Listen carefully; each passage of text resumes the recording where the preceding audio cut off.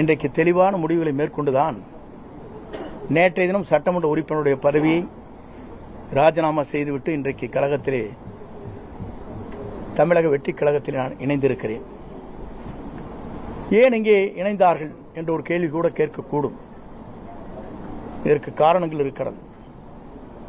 இன்று திமுக வேறல்ல, அண்ணா திமுக வேறு என்பது அல்ல, உங்களுக்கு தெரியாத ஒன்றல்ல.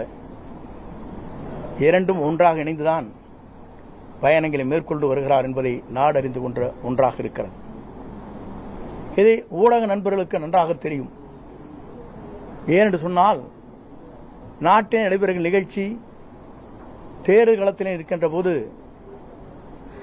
ஆளுநரிடத்திலே கொடுக்கப்பட்ட மனு, அதற்கு பிறகு நாங்கள் என்ன நடவடிக்கை மேற்கொள்கிறோம் என்று சொன்னதோடு சரி, அதற்கு பிறகு அவங்களுடைய பயணங்கள் எப்படி இருக்கிறது, எப்படி நடைபெறுகிறது என்பதை பத்திரிகை நண்பர்களுக்கோ மக்களுக்கோ நான் சொல்ல தேவையில்லை. ஆனால் என்னுடைய பயணத்தை பொறுத்தவரையிலும் ஒரு தூய்மையான ஆட்சி தமிழகத்திலே மலர்வதற்கு வெற்றி கழகம், இன்றைக்கு தமிழக வெற்றி கழகம் இளவல் நம்முடைய வெற்றி பயணத்தை மேற்கொண்டிருக்கிற விஜய் அவர்கள் ஒரு மாபெரும் இயக்கத்தை உருவாக்கி மக்கள் மனதிலே இடம்பெற்றிருக்கிறார். இங்கே வந்த பத்திரிகை நண்பர்களே அவருடைய குழந்தைகளை கேட்டால் சொல்லும். பள்ளிக்கு செல்கிற குழந்தையாக இருந்தாலும், கல்லூரிக்கு செல்கிற குழந்தையாக இருந்தாலும் கூட, அப்பா அம்மா இந்த முறை அவருக்கு ஓட்டளியுங்கள் என்று கேட்கின்ற நிலை தமிழ்நாட்டிலே பல்வேறு இடங்களிலே பல்வேறு செய்திகள் வந்து கொண்டிருக்கிற நிலை என்னிடத்திலே சொல்லியிருக்கிறார். என்ன காரணம்? ஒரு மாற்றம் தமிழகத்திலே வேண்டும். தமிழகத்திலே ஒரு புதிய மாற்றத்தை உருவாக்கப்பட வேண்டும்.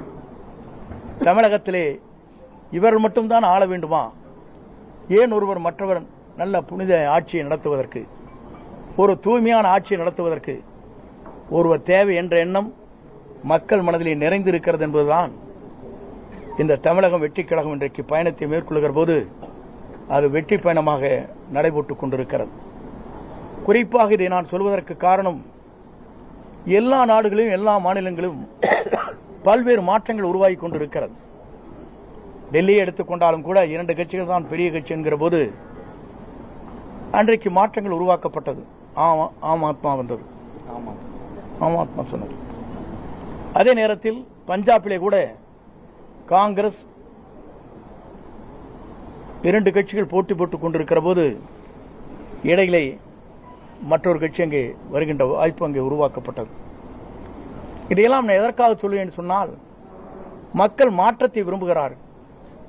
ஒரு தூய்மையான ஆட்சி தமிழகத்திலே கொண்டு வர வேண்டும், ஒரு மாற்றங்கள் தேவை என்ற நோக்கத்தோடு தான் இந்த பயணங்களை அவர் மேற்கொண்டிருக்கிறார்கள். இந்த பயணம் என்பது உங்கள் தொலைக்காட்சி நண்பர்கள் மட்டுமல்ல, மக்கள் இன்றைக்கு முழு மனதோடு வரவேற்றிருக்கிறார்கள். வரவேற்பு மட்டுமல்ல, வெற்றியை சூடுவதற்கு காத்துக் கொண்டிருக்கிறார், நேரத்தை பார்த்துக் கொண்டுதான். ஆகவே 2026 என்பது மக்களால் வரவேற்கப்படுகிற, மக்களால் ஏற்றுக்கொள்ளப்படுகிற, மக்களால் உருவாக்கப்படுகிற ஒரு புனித ஆட்சி தமிழகத்தில் உருவாகுவதற்கு நம்முடைய வெற்றி கழகத்துடைய தலைவர் அன்பிற்கினிய இளவல் விஜய் அவர்கள் வெற்றி பெறுவார்கள்.